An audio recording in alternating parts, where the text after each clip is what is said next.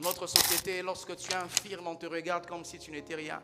J'aimerais dire à un homme qui a une infirmité mentale, psychologique ou physique, Dieu ne te considère pas comme les hommes te considèrent. Ta valeur n'est pas fonction de ce que tu apparais. Ta valeur est ce que tu es. Et ce que tu es. Le Dieu que nous prions n'est pas un Dieu des apparences. C'est un Dieu de l'être. Il apparaît à Moïse, il dit à Moïse, quand tu vas aller vers Pharaon, dis-leur que c'est lui qui s'appelle je suis. Pas celui qui s'appelle j'apparais. Parce que Dieu ne regarde pas les apparences. Je peux être ici, je suis apparent saint, mais Dieu me dit je suis un homme pécheur. Je peux faire les grands pasteurs, Dieu, je suis un petit pasteur. Je peux faire les beaux gosses, les riches, Dieu dit tu es un pauvre. J'aimerais dire à quelqu'un, ne sois pas blessé, ne perds pas l'espoir à cause de ton apparence. Tu n'es pas ce que ton apparence te présente. Tu n'es pas ce que tes défauts corporels te présentent. Tu es ce que Dieu dit que tu es. Tu es ce que Dieu dit que tu es. La Bible l'appelle dans une qualification de ce qu'il vivait. On l'appelle seulement le fou de Gadara. C'est comme ça des fois la vie. La fille là avec la jupe noire. La fille là avec le babouche de telle couleur. Tellement la vie ne te donne pas une certaine diversité. Et les gens commencent à te qualifier en fonction de ce que tu apparais. J'aime beaucoup l'histoire de ces messieurs du fou de Gadara. Marc au chapitre 5, le verset 1er au verset 19. Jésus nous enseigne quelque chose de fort ici. La Bible dit, ces fous étaient dans des sépulcres. Ils vivaient dans des sépulcres. Personne ne pouvait s'approcher de lui. Il avait les mains liées de chaînes. Il s'est tailladé les corps. Il s'est gratté. Il y avait des esprits méchants en lui qui l'empêchaient de vivre sa vraie vie. Et le chapitre qui vient avant le chapitre 4 de Marc, la Bible dit Jésus était en train d'enseigner. Son ministère était en train de fleurir. Et Jésus tout à coup, il dit à ses disciples, allons de l'autre bord. Jésus, tu as une grande foule. Tu veux laisser toute cette grande foule pour une seule personne. J'aimerais dire à quelqu'un, Jésus t'aime comme si tu étais le seul être humain sur cette terre. Jésus n'a pas les enfants préférés. Jésus t'aime. Si même tu étais seul sur la terre, il allait comment envoyer Jésus pour mourir pour toi. Et il dit à ses disciples, allons de l'autre côté de la mer. Et la Bible dit, ils ont pris la barque. Une tempête violente souffle. Jésus, on pouvait lui dire, pas Pierre, retournons. Là où nous allons, ce n'est pas la volonté de Dieu. Parce qu'une tempête s'oppose à nous. Retournons parce que là-bas, les choses étaient en train de fleurir. La Bible dit Jésus a calmé la tempête, il est allé. Jésus est prêt pour toi à tout faire. Jésus est prêt pour toi à me faire quitter les Congos que pour toi. J'ai rencontré une femme qui m'a dit, pasteur, si tu es venu au Cameroun pour une personne, cette personne-là c'est moi.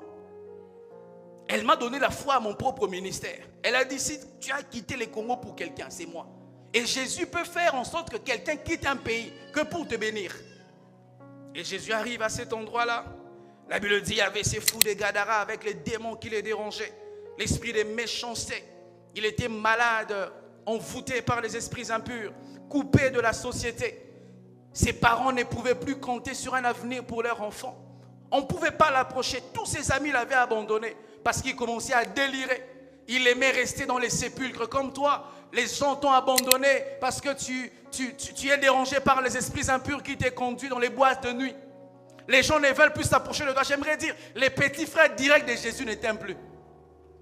Les saints hommes de Dieu te voient comme une femme pécheresse. On dit, mais elle chantait avec nous à la chorale, elle jouait à la batterie avec nous, mais elle a décidé de commencer à vivre sa vie dans les boîtes de nuit. Lorsque les hommes te rejettent, Dieu ne te rejette pas. Je ne suis pas en train de t'encourager dans tes péchés, mais j'aimerais te dire, même dans la noirceur de tes péchés, l'amour de Dieu pour toi reste inchangé. Et ce soir, Dieu m'envoie pour te parler, fou de Gadara. Jésus vient vers ton sépulcre. Il a besoin que tu retournes dans les bons sens et dans ta maison. Lorsque les pasteurs t'ont licencié, t'ont suspendu, l'église t'a même excommunié, Jésus compte toujours sur toi. Je suis étonné quand je lis l'histoire de Job. La Bible dit Dieu discutait avec Satan. Et Satan pousse à Dieu de faire du mal à Job. Et Dieu répond à Job en lui disant, tu veux me pousser à les perdre alors qu'il ne m'a rien fait. Ça veut dire Dieu, il nous voit comme des êtres précieux. Il ne peut pas nous perdre aussi. Toi, tu ne venais plus à l'église, mais aujourd'hui tu es là. C'est un signe que Dieu te cherche. Toi, tu n'aimais plus les choses de Dieu, mais aujourd'hui on t'a invité par ta femme, ton mari, tes enfants, tes camarades. Et tu es là, c'est un signe que Dieu te cherche. Et il se tient au travers de ma bouche, devant la porte de ton cœur. Et il veut que tu ouvres ta porte encore à nouveau. Il veut à nouveau devenir ton ami. Il te dit que ta vie n'est pas la vie que tu as dans le monde. Et toi-même, tu le sais. Quand tu vas là-bas, tu sens au fond de toi qu'il y a toujours un vide. Tu sens que quand tu es avec eux, tu es comme drogué, tu oublies. Mais quand tu reviens en toi-même, tu te rends compte que ça, ce n'est pas la vie que Dieu a destinée pour moi. Et aujourd'hui, le Seigneur veut te racheter. Quelle que soit la noirceur de tes péchés. Quel que soit, tu as avorté, tu as fait ceci. L'amour de Dieu est plus grand que tout ça. Tu n'as pas commis de péché comme Paul. Paul était un meurtrier. Mais malgré ça, Dieu a fait de lui un grand apôtre. Et si tu te réponds sincèrement ce soir, Dieu peut faire de toi un puissant serviteur de Dieu.